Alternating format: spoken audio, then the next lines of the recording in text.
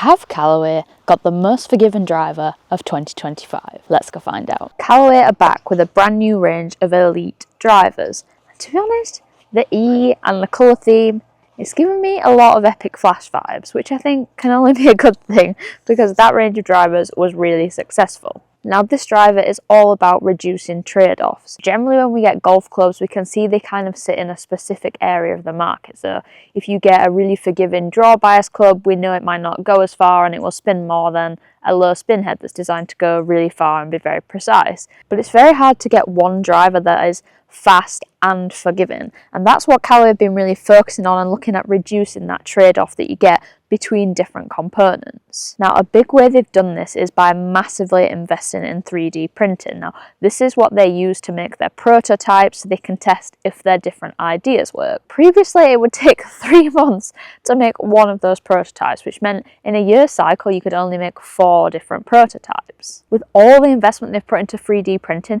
they've managed to reduce that cycle down to a 5-day span, which means they've actually made 75 prototypes for this driver. So you know they've put the work in to make sure this is new and improved. Now there's a few ways they've managed to work on speed and forgiveness in this model, and it comes from a different shape, different materials, and also AI technology in the club face. So when it comes to distance and hitting it further, where we actually need the most club head speed is in this section of our downswing. So once we've got to the top and get to here, in this kind of last quarter of the swing, that's where we want the most of our speed. Now, Callaway have done loads of testing with different golfers, with loads of different shapes, aerodynamics, and they think they've improved people's club head speed in this region by 1.3 mile an hour with the new shaping in this club head. So that's going to be really interesting for people in terms of increasing club head speed and then getting more ball speed and more distance. In terms of materials, we have a brand new carbon crown on this club head. And this is actually aerospace grade carbon fibre, which means you get a lot less drag through the swing, which is going to also help drive up that club head speed. This crown is actually larger than we've seen in previous models,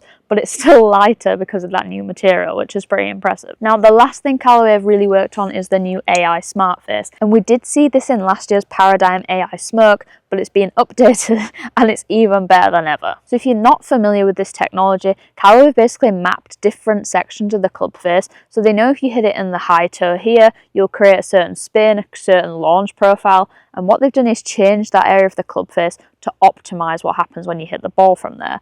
If we hit the ball out of the middle, or out the toe, or out the heel, the ball comes off completely differently. You know, if you kind of hit it low heel, it's going to come out low, it's going to start left, and it's going to peel to the right. And what Callaway have done, have worked on all those different areas and then counterbalance what the club face structure is like so that you don't hit such different shots out of those different places. This is going to give you loads more forgiveness and stability out on the golf course and should allow you to hit a lot more straight shots. So hopefully for me, when I hit it out the toe and I can get those low spinners that go right to left, it's going to give me a little bit more spin, give me a little bit more high and keep the ball on line. Fingers crossed anyway. Now last year 20% of the face was optimised, so if you hit it in different places it would give you this different feedback, and that was 1500 different data points across the club face. This year 100% of the face has been mapped. There's now 25,000 different points on this club face that have all been optimised to help you hit the best possible shot no matter where you hit it on the club face. I certainly know a lot of golfers that this could help out this year. So that's the tech, but how does it perform? Let's go test it out. So as we've seen with previous ranges, we've got 3 models of driver this year. In the middle we've got the Elite, and that's designed to give you like the best blend of forgiveness and distance. Above that we've got the Elite X, which is designed to be the most forgiving club head and also to have a little bit of draw bias in there.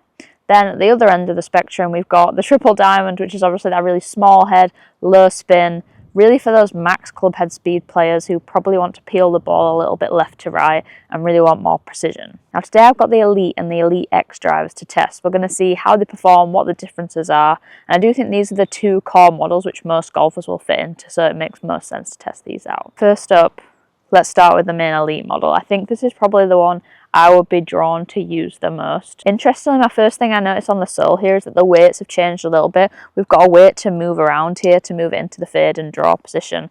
Currently we've got it in neutral, so I'm just going to leave it there. You would be surprised just how much change you can make to your ball flight though by moving that around. So in terms of spec, this is a 10.5 head. I've got it set up neutral on the hosel, and then in the shaft we've got a 60 gram stiff, and that's in the Denali.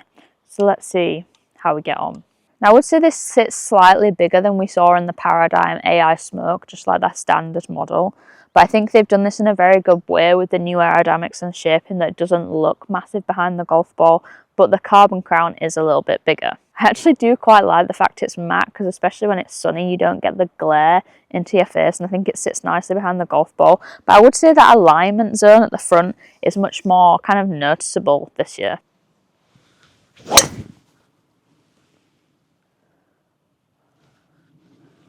Super straight ball flight. What I've been impressed with when testing this so far and taking it out on the golf course is actually how soft it feels off the club face. It feels quite different to me than previous models, and I'm not sure exactly why that is. It might be some of the new materials, just make the sound a little bit different.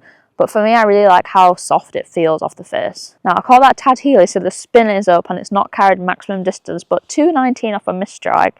It's gone pretty straight down the middle of the fairway. And my launch numbers were really good. My smash factor was also pretty high. That was only a 91 club head speed, so pretty efficient so far. Oh, that was flush. The ball flight's just so nice. I think for me, I found that this spins in a really nice window. I think in previous years, people have got to the point where they really like to chase low spin. And actually, I think something that spins a little bit more is way more forgiving for most golfers. It helps keep the ball on line. It stops the ball dipping in the air. It keeps a little bit of extra ball flight. And all that's just going to give you more accuracy and more distance. Tad more speed there in the centre strike, so 94 club head speed, and that's carried 224 for a total of 246. And the ball speed's only 137, so that's pretty efficient in terms of carry distance. While you're here, I would really appreciate if you could hit that subscribe button. Over 80% of people watching my channel aren't currently subscribed, and actually I'm having a big push at the moment to hit 20k subscribers, and we're going to have a huge giveaway when we get there. So please hit that subscribe button, and while you're there, you might as well give this video a like and drop us a comment about what else you want to see on the channel, or what you think of all these new drivers. Right, back to it.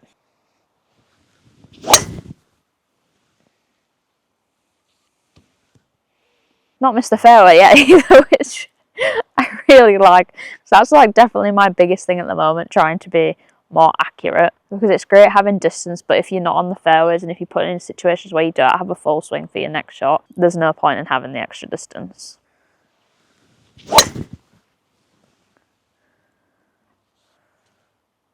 4 out of 4 fairways.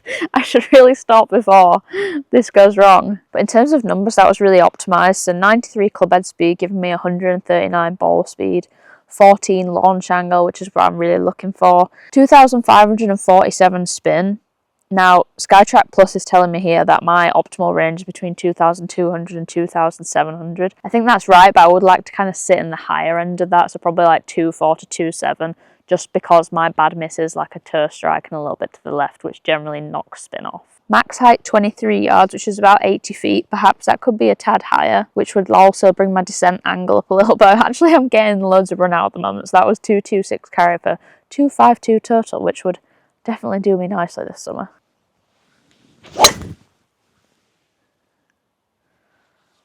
That was so flush.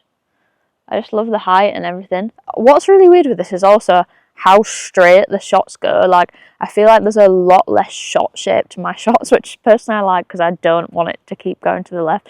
But that just went so straight down the fairway. And I feel like we always hear the story of the technology and this is what they've done in the club face and this is why it's different. But actually, when I've taken this out on the golf course, I've hit shots where I'm like, that's come out of the heel and it's just come out really straight. And for me, that's really confidence inspiring when I'm out on the golf course. I don't feel like I have to hit it perfect to get a good shot that's going to go in the fairway. And I think when you're picking your golf equipment, that's what you should be looking for. At the end of the day, no one, even pro golfers, don't hit every shot perfect. So being able to have something in the bag that you can rely on and give you a little bit of help is really important. So this is kind of the perfect example of a shot I like, which maybe necessarily isn't optimized on the launch monitor. So that launch angle was 16, which is kind of 1 degree above what SkyTrack is telling me is optimal. And the spin was 2704, so 4 RPM over my target.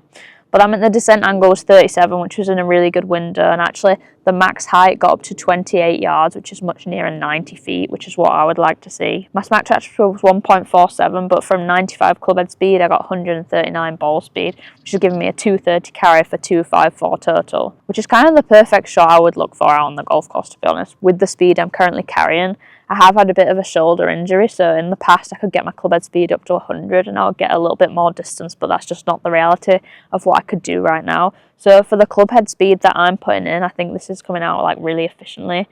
I really love the ball flying.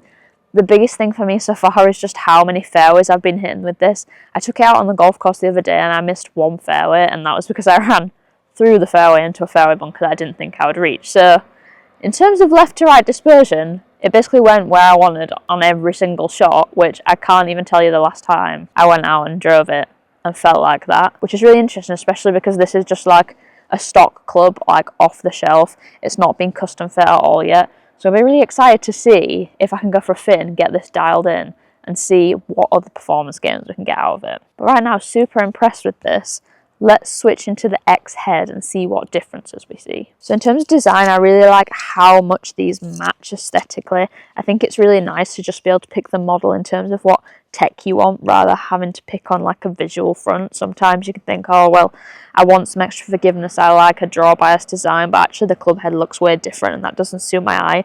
These are literally identical in terms of the way they look, apart from the fact that this one is a little bit more elongated and stretched out. And what that's going to do is just mean that there's more weight on the edges of the club head, and that's what gives you that forgiveness, especially on off-centre strikes. Again, on the sole, very similar design, apart from the fact you can see we've just got 2 weight ports on the back of the X, and that's because this is designed to be a draw bias model, so they're not going to give you a fade option. You can either have it in neutral, which is already a little bit draw biased, or you can make it even more draw biased. There also isn't a weight pot on the front here like we see in the standard head, and that's because having extra weight here reduces forgiveness slightly, which we don't want to do in this head when it's designed to be the most forgiving. So we've got exactly the same setup here. Obviously I've changed the club head, but we've got the same shaft and the same hosel setting. I actually feel like the shape change is quite subtle, like I would happily use that shape of driver. It doesn't bother me at all that it's like slightly bigger and a little stretched. It does look a little shut though, which I have a strong grip and can shut the face down, so hopefully we don't lose too many balls left.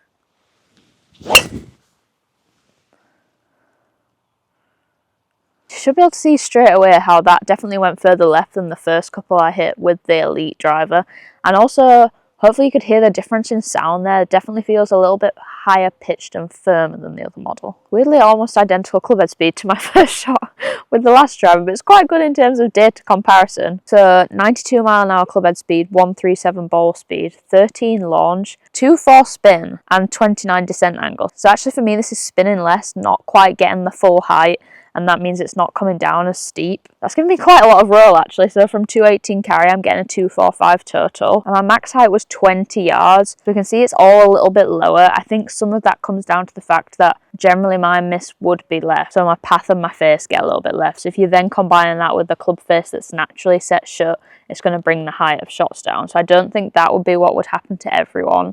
And in fact, if you're someone who's a slicer, you miss the ball out high right a lot, this is going to autocorrect that and really help you out. Sometimes when you're watching these reviews, you need to think about like what your shot is, what your miss is, and where you're trying to move the golf ball.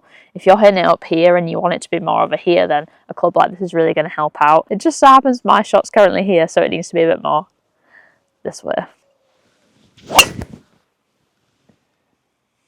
That was a better strike and actually got a bit higher. 15 degrees launch, 2,700 spin, which is more what I like to see. And the max height there was back up to 25 yards. Club head speed 93 for 137 ball speed, which was giving me 225 carry.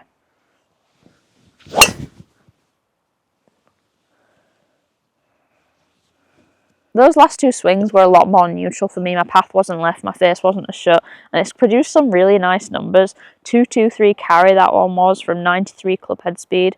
So not quite as long as the other model, but actually in terms of ball flight and stability, they were almost identical, which is very nice. Now sometimes what you'll see is the club head speed goes down a little bit when you move into a slightly bigger model like this, just because of the shape, and you're not going to get quite as quick aerodynamics. But as I was saying before, it's all a balance. It's about what you want from the club, and maybe it's worth giving up 1 or 2 mile an hour of club head speed to dial in the shot shape.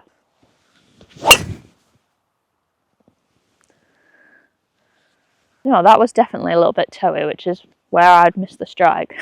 And it was like a 5-8 yard draw at most, which is definitely very nice. Give me a little bit more speed because of that as well. 229 carry, 253 total. and actually my height got up to 27 yards. If you remember what I was talking about before with the club face and how you can hit it in different places now, for most people, me included, a toey strike can go quite low, and actually there's a really good ball flight on that, so it just shows you the help and stability again with this club.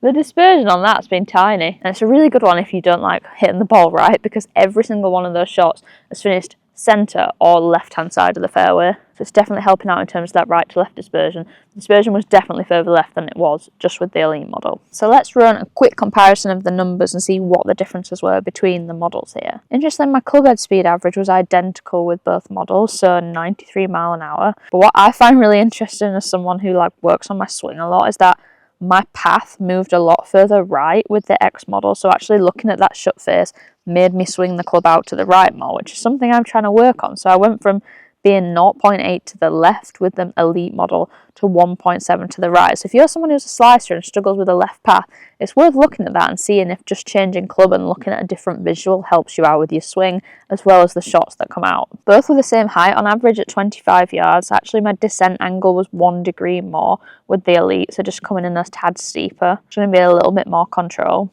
And both of them carried on average 225 yards. Pretty hard. Pretty hard to separate these two at the moment, which is quite surprising. It's probably not what I expected was going to happen. In terms of spin, the Elyte was a little bit higher, so 2,920 versus 2,665 with the Elyte X. I don't think either of those are really right or wrong. It's just what you feel more comfortable with and what's producing like the best shots. Now, in terms of that forgiveness story and the X being more forgiving, I think a really interesting number here is the side spin. On average, the Callaway Elyte X only spun 38 RPM on side, which is going to make it really consistent in terms of that left to right dispersion. And actually my dispersion here was only 21.9 yards, which is pretty impressive. And the offline average was 16. But to be honest, the Elyte held its own here. The offline average was 18 yards, so only 2 more, although the overall dispersion was 41.4 yards. Now, if we look at the dispersion here, it's clear the Elyte X was the winner. The dispersion is really tight, really consistent, both left to right and front to back. The Elyte is pretty good too, and I definitely didn't put as good as swings on the Elyte as I did the Elyte X. There's definitely one which was kind of heely strike at the start, which has kind of brought the average distance down. But I do think across both these models, you're getting really consistent shot shape, something that's really controllable out on the golf course. I mean, if I hit all my drives in a 41-yard dispersion throughout the year, I'd be absolutely ecstatic. That would just be like unheard of. That would be just unreal driving stats. You'd probably hit like 90% of fairways with that, maybe more, depending on where you're playing your golf. When I hit this inside, I'd kind of put the X to the side and thought this isn't going to work for me, but actually the numbers were really good here, and if it consistently moved my path to the right and helped with that, I wouldn't necessarily need to worry about that left shot. And it's quite interesting, we do see players like Nelly Corder going into the most forgiving draw bias model because they just want to consistently hit one shot shape, and it's not necessarily that they're a slicer and they need that help, but it's just they like that consistency in their shots. So I hope this shows it's always worth testing everything out, because at the start I was like, this is not for me, I miss it left, but actually it's performed really well. Both of these models have been super impressive, definitely very strong contenders to go in my golf bag so far. Well, actually, the Elyte has been in my bag for the last few rounds, and I don't think it's coming out anytime soon. Let me know in the comments, what do you think of the driver, what do you think of going back to the green colourway, and which one do you think you would put in play?